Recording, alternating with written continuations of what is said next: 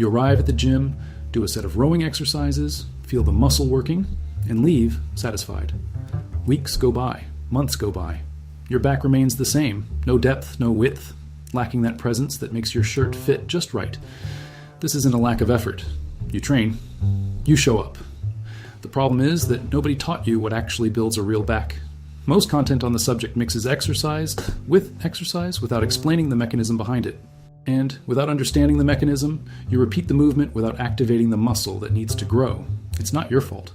It's the fault of the method you followed so far. In this video, you'll learn 5 practical strategies for building terrifying backs, the kind that intimidate even from the side. Each one addresses a specific mistake most people make without realizing it. And the last item is what nobody talks about anymore, but it's what will change the way you see every set from today onwards. The first point is called scapular anchoring before the pull. The problem it solves is simple. You pull the weight with your arm, not your back. This happens because the scapula isn't positioned correctly before the movement begins. The latissimus dorsi muscle, the one that creates that V shape in the back, is only efficiently activated when the scapula is already retracted and depressed before you pull anything.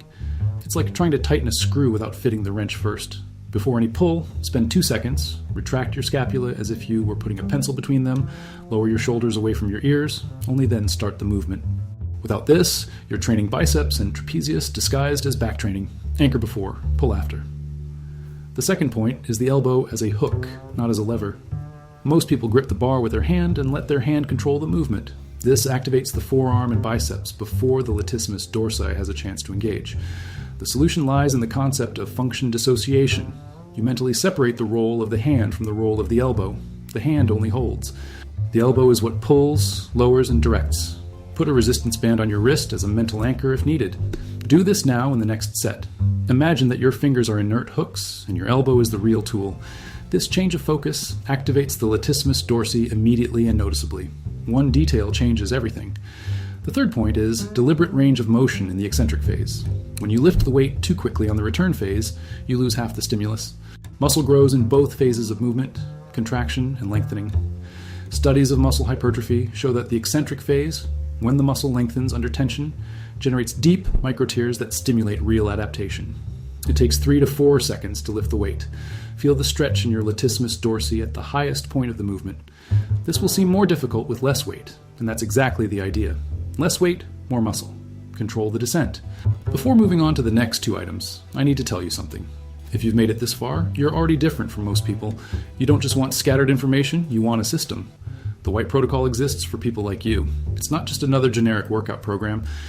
It's a complete method that combines personal development strategies based on behavioral neuroscience with a physical building system from beginner to advanced. You learn how your brain sabotages your results even before you get to the gym, and how to reverse that precisely. You learn to build a gladiator's body with simple, tested strategies, without guesswork.